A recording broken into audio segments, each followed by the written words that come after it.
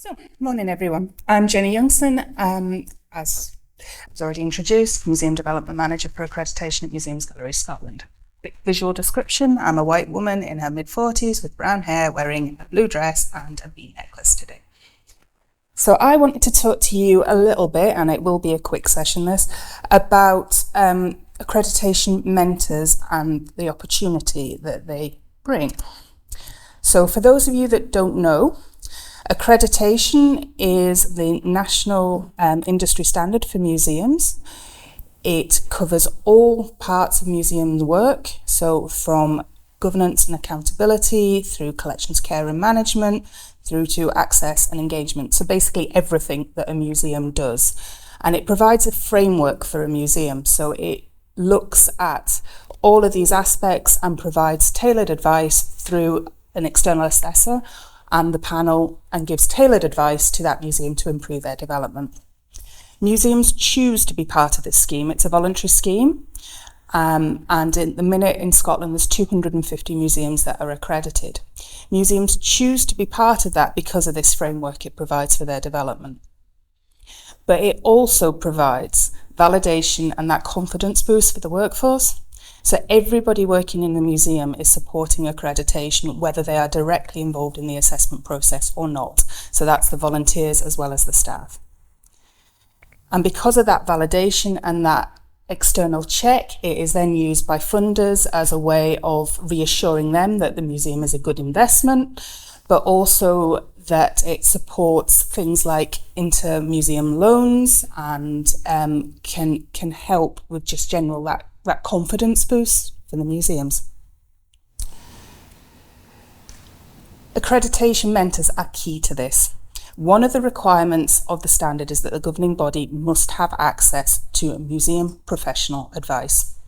Now, for those organisations that don't employ a museum professional or don't have somebody on the governing body that has that skill set, they need an accreditation mentor. These mentors allow the museums, these small independent museums, to achieve accreditation. Without a mentor, that is not possible for them. So these mentors, these superstars, allow those museums to get the benefits of accreditation. They allow them to access the funding that brings. It allows them that validation that they are doing the right things, and reassures the whole workforce that everything that they are doing is right. Now, what the mentors actually do officially is they provide that professional advice.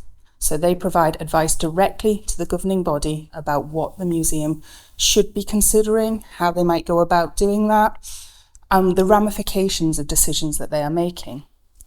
They have to attend governing body meetings, and they must visit the museum a minimum of once a year.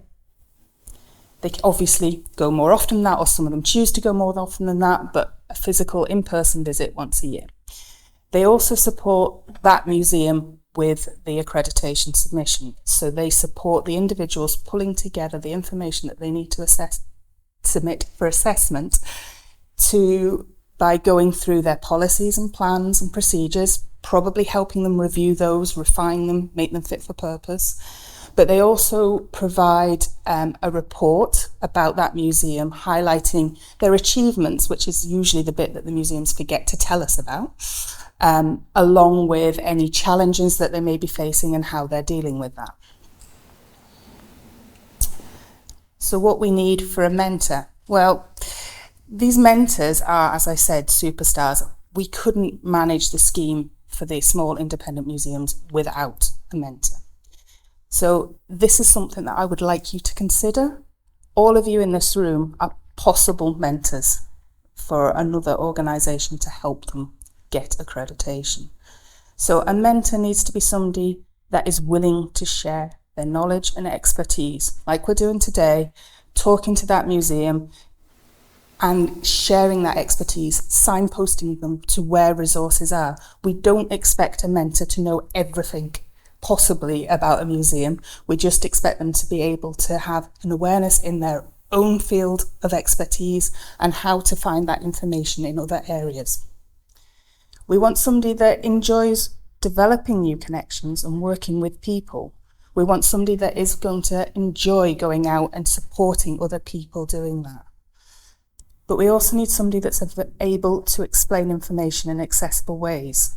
We're talking about supporting volunteers here. They don't necessarily understand the jargon. They don't necessarily know what support organisations are out there.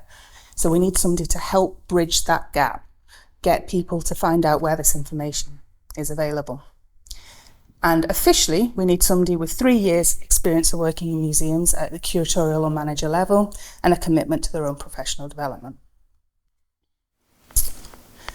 So why might you want to be a mentor? This is the key point. This will help you get a wider understanding of the sector. You will get to work with organisations that are different to your own. They have different governing bodies, different governance models. You'll get more of awareness of that. You have the validation of your own skills and your own knowledge. Somebody will be able to support people that don't have as much information and as much awareness as you do. And like any mentor role, it helps improve your own leaderships, helps you develop your knowledge in areas you don't currently use in your role. And importantly, you get new perspectives and fresh ideas, and who knows where that'll take you.